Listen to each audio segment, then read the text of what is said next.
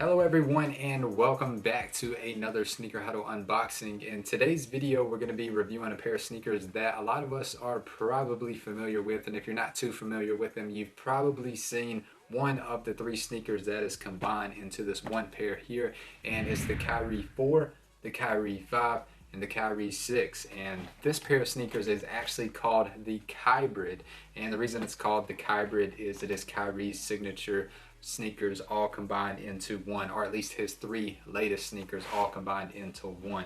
And also in 2021 we are going to receive the Kyrie 7, so super excited to see what exactly those are like on court. But specifically in today's video we are going to be reviewing this Sashiko Kyrie Kybrid S2. So without further ado guys, if you're new to the channel and you love sneaker content, be sure to subscribe and let's get into this box.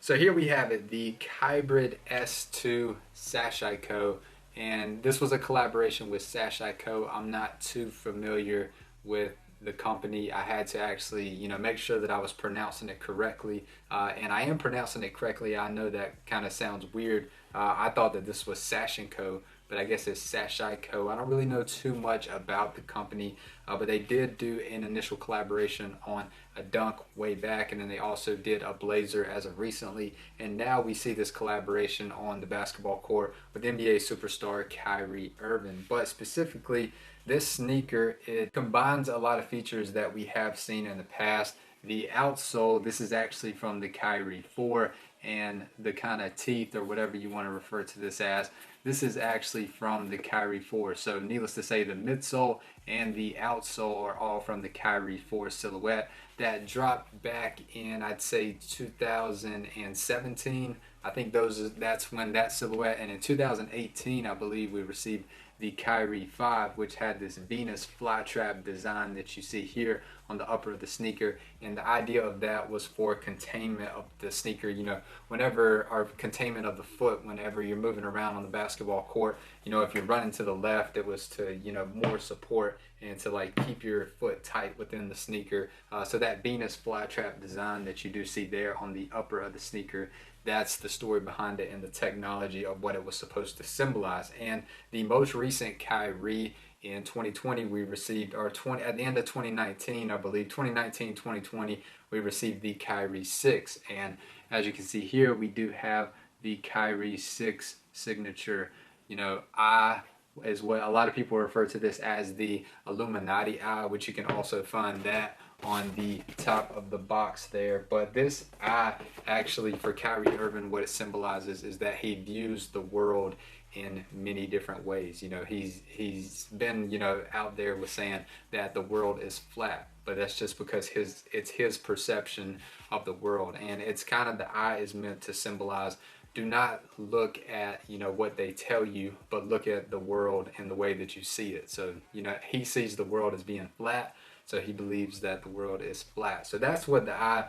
is actually meant to symbolize. It has nothing to do with Illuminati. But specifically, let's talk about this colorway and this design of this Sashiko. Now the upper of the sneaker, it kind of comes with like a bone kind of cream upper on the entire part of the sneaker, and that cream is also in the midsole. And then on the sock liner of the sneaker, we kind of have this beige gold color, and then we have this kind of denim blue on the outsole of the sneaker, on the Venus flytrap, and also on the Nike swoosh with some stitches, and also that denim blue. Now on the Venus flytrap design, we do have a lot of crosses. Those crosses can also be found on some of the other Sashiko, dunks, SBs, and also on this Kyrie silhouette. Now overall, a very good design on the sneaker. A couple of hidden details is that the tongue here is actually a very nice soft premium suede. You wouldn't be able to notice that, but under the laces there, it's kind of tough to see, but a very nice premium suede that you do receive on the tongue. It would have been super sweet if they would have made that on the entire upper, but they would have probably got trashed, playing basketball on the court, people stepping on your feet and moving around and stuff like that. But I am a big fan of the Kyrie 4. I think that's why I was drawn to the sneaker, because it kind of does give that same aesthetic there, that it is the original Kyrie 4. I think they should just go ahead and retro the Kyrie 4, by far the best Kyrie of all time in my opinion. The 5 and the 6 designs, I don't really care too much for them, but the 4, I absolutely love it. You know, we saw a lot of people in college wearing the Kyrie 4, such as Zion Williamson. We saw a lot of NBA players that their preferred sneaker was the Kyrie 4. So it is a tremendous basketball sneaker, and that is why I believe they definitely went with this sneaker to go for the outsole, because the way that this sole, the midsole, the outsole is built specifically for playing basketball, it's the best performance sneaker out there. And I'm referring to the Kyrie 4, which this should be pretty much the exact as the Kyrie 4 in terms of performance, except for the aesthetic of the 5 and the 6 that we do have here.